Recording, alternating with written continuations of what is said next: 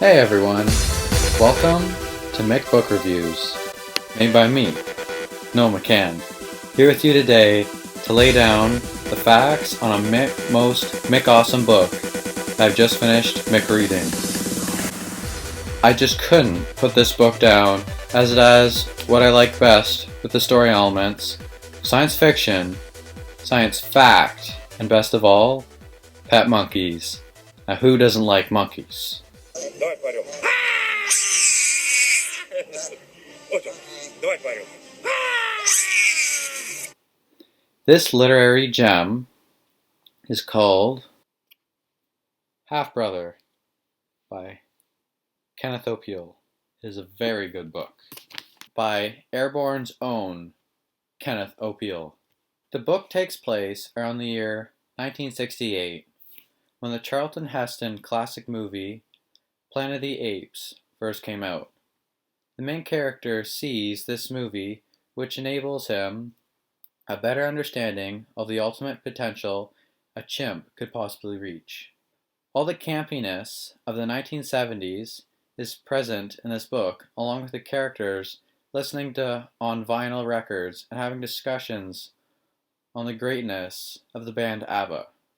The book starts out with a normal 13-year-old boy named Ben, who lives in the good old Toronto, Canada, living a completely normal life, when his scientist dad wants to perform a study on a baby chimp and try to see if he can teach him sign language.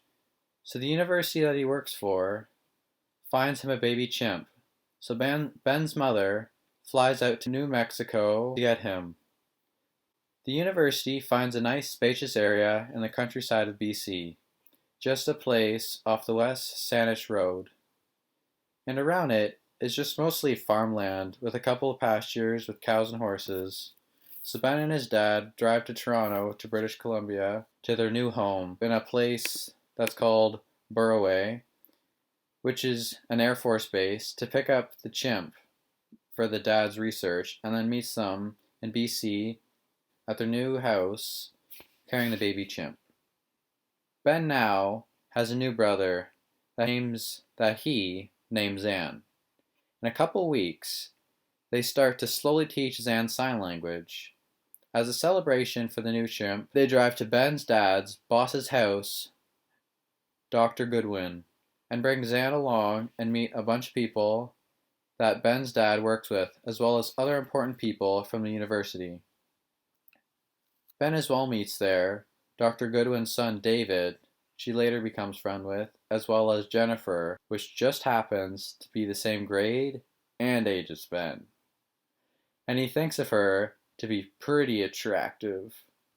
As the book progresses, Ben, the interns that work for the university, and Ben's mom keep teaching Zan more and more sign language, and Ben keeps getting to love Zan more and more every day. As the book progresses, Ben, the interns that work for the university, and Ben's mom keep teaching Zan more and more sign language, and Ben keeps getting to love Zan more and more every day. Now, he thinks of him being a part of his family, and he considers him to be like his little brother. During this time, Ben is at school, doing okay at his new school. He has made friends with Jennifer and her friends Jane, Shannon, and as well as her older brother David and one of his friends Hugh.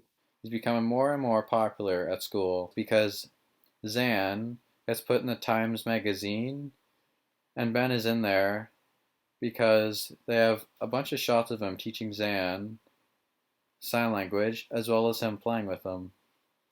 Things are going pretty good for Ben, but then Project Zan isn't able to get a big grant that was going to help keep the project going, so it starts to fall.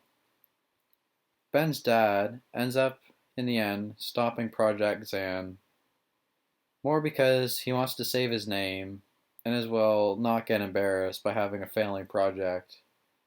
This angers Ben a lot.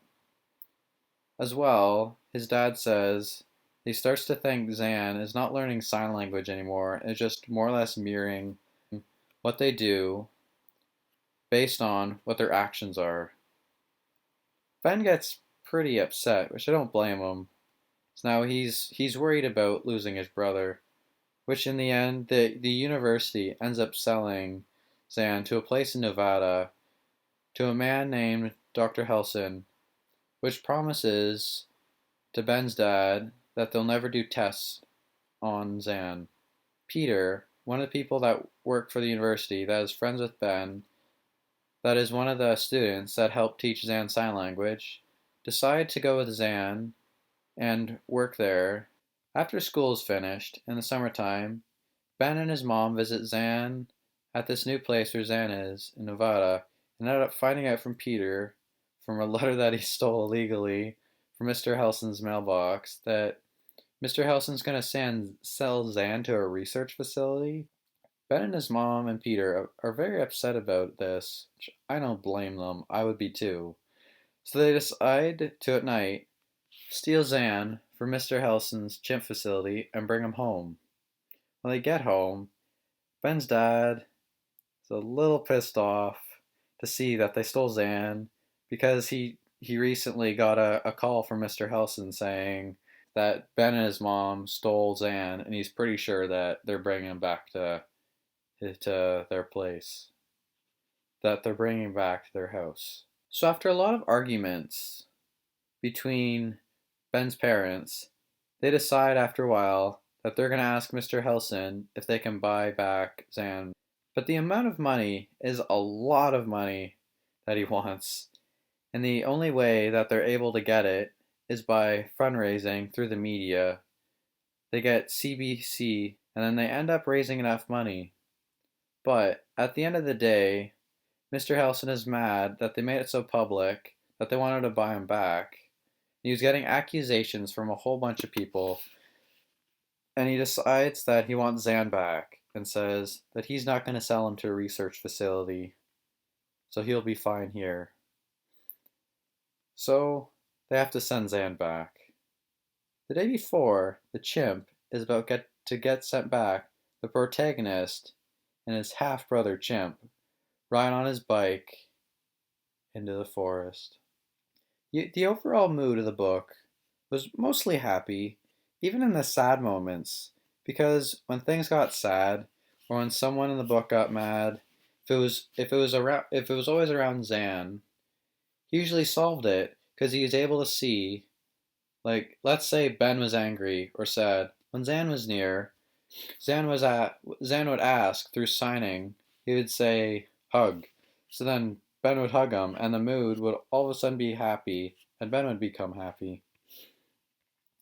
The book Half Brother got great reviews, and as well received lots of awards, like the Young Adult Canadian Book Award. Half Brother greatly relates to the world shown by the main character Ben, having real world problems. Like, for example, seeing his school life and getting for a feel what he thinks are the cool kids, and how normal adolescents act out in school sometimes to gain attention, and hopes to get the cool kids' attention, and hoping that they will then accept them into their crowd and become their friends. As well as showing how a normal hormonal teenage boy starts to act and feel for girls, for some, the first time, and how their emotions are amplified compared to an adult.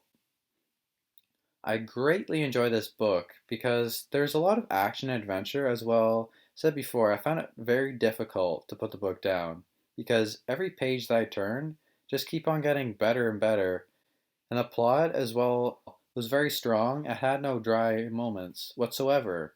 Just like Kenneth Opal's other books, Half Brother is very interesting. Plus, there's a lot of real science for the basis of the story. Half Brother is a worthwhile read. If you like thinking, action, adventure genre, I highly recommend this book, even though the lead character never utters the famous Charlton Heston phrase, "Get your hands off me, you damn dirty ape." And that's all for today on my Make Book Reviews.